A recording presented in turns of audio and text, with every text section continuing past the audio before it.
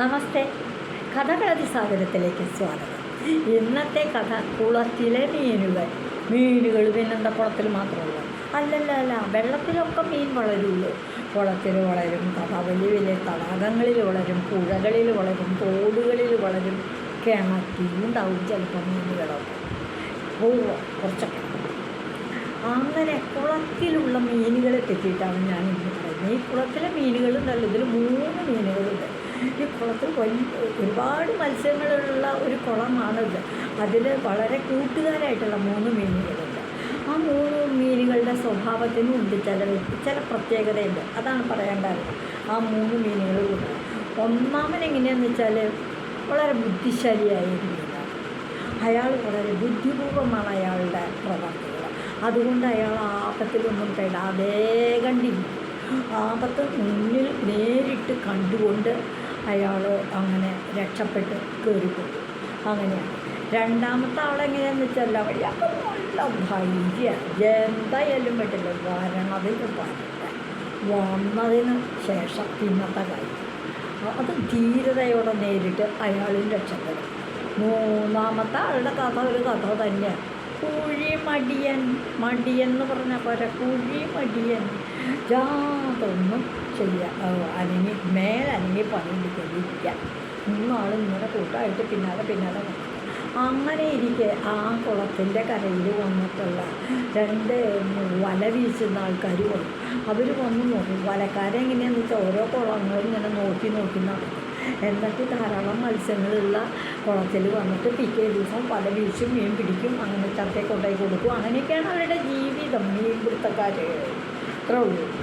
അങ്ങനെ ഇവർ 2 പേരും കൂടി വന്നു കഴിഞ്ഞപ്പോൾ അവർ നോക്കിയപ്പോൾ പറഞ്ഞു, ഏതാവേ ഈ കുളത്തിൽ ധാരാളം മത്സ്യങ്ങളുണ്ടല്ലോ, വലുതുകളായിട്ടും ചെറുതുകളായിട്ടും ധാരാളം മത്സ്യങ്ങളുണ്ട്. നമുക്കൊരു കാര്യം ചെയ്യാം, നാളെ ഇവിടെ വന്ന് വലയും കൂടി വീശാം. അപ്പം നമുക്ക് നാളത്തെ കാര്യം ഇവിടെ എത്താം എന്ന് തീരുമാനിച്ചവർ പോവുകയും ചെയ്തു. ഇതെല്ലാ മത്സ്യങ്ങളും കേട്ടു കിട്ടും. ഒരാൾക്ക് ഒരു രക്ഷയില്ല, രക്ഷപ്പെടാൻ ഒരു വഴിയില്ല.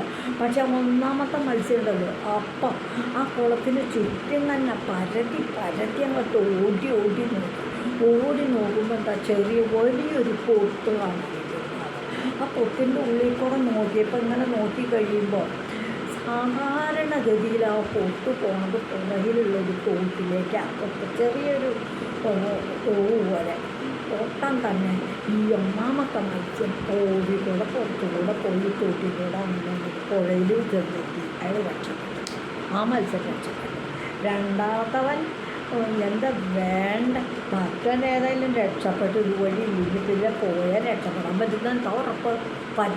അത് തോട്ടിലെ പുഴയിലെ ചെല്ലുമെന്ന് വിചാരിച്ചിട്ട് അങ്ങോട്ട് പോകണം. നോക്കാം, വരട്ടെ, വലക്കാർ വരുമെന്ന് അറിയട്ടെ. അങ്ങനെ പറഞ്ഞിരിക്കുമ്പോൾ രാവ് കഴിഞ്ഞ് പിറ്റേ ദിവസമായി, നേരം വിളിച്ചായി, 10 മണിയായി, വെയിലെ പൊടിച്ചു തുടങ്ങിയിട്ടുണ്ടെങ്കിലും വരണം വലക്കാരൻ പലയെ കൊണ്ടാണ് വരണം.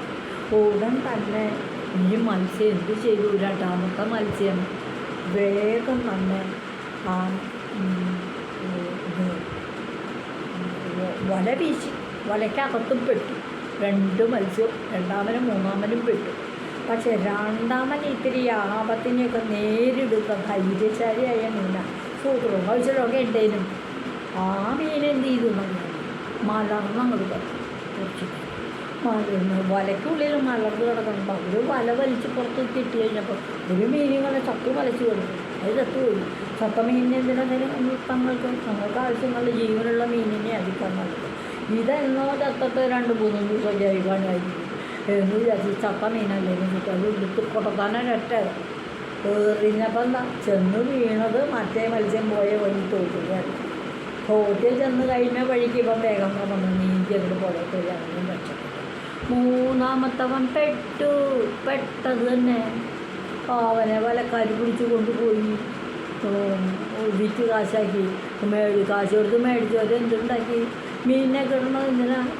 കോട്ട വെട്ടി നോക്കി കൂട്ടാൻ വെച്ചു അങ്ങോട്ട് കൂട്ടി. അതുകൊണ്ട് അവൻ്റെ പണി കഴിഞ്ഞു. ഇതാണ് ഇന്നത്തെ കഥ. കുളത്തിലെ മീനുകൾ. എന്താണ്? കുളത്തിലെ മീനുകൾ. ഇതുവഴി വന്നാലും ഇത്തിരി നേരം ഇരുന്നാലും കഥകൾ കേട്ടാലും കളിയായി പറയും കഥയാണ്.